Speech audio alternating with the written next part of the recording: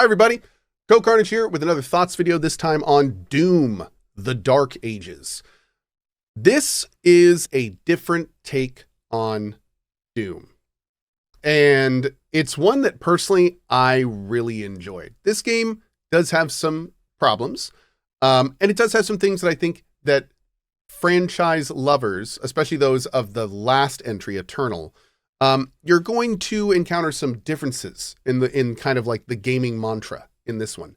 However, having just come from a game called Expedition 33 Clair Obscur, where they added in this like big timing mechanic into a relatively traditional JRPG base, I feel in some ways that's kind of what they did with Doom Eternal, where they took kind of like their FPS roots, but they added in this kind of melee parry timing system that kind of turned a lot of that loop on its head. So here's the thing. I loved it. It made me feel like a total badass. I loved the parry mechanic. I loved having a shield. I loved the big melee weapons. I loved the fact that I just one-handed big badass weapons the whole time. It was, for me, a very cool risk to take.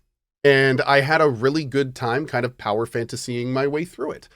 On top of that, of course, this game had crazy Doom level set pieces.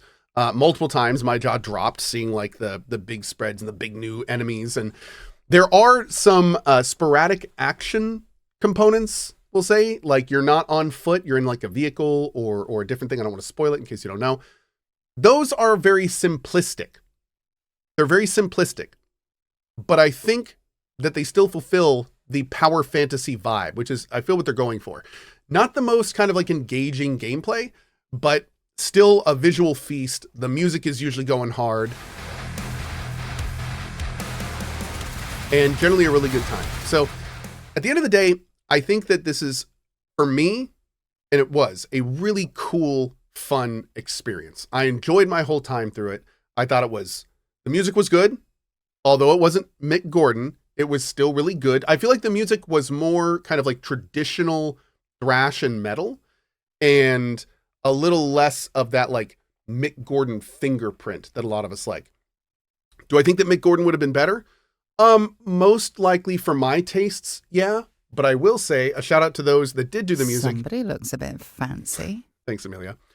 I will say that although I'm a big fan of Mick Gordon, and I do think he would have been awesome, the music that's there is really, at times, like, it's real good. It's real good. Like, especially when the beat really picks up and the guitars are wailing, and it's all in line with kind of what's going on.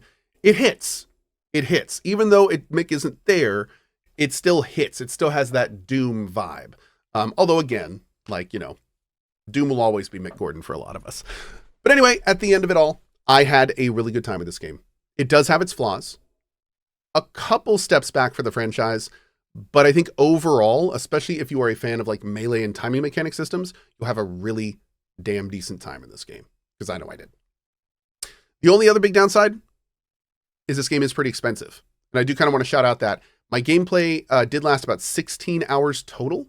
And I did like 100% a lot of the maps and pretty much 80%ed plus all of them.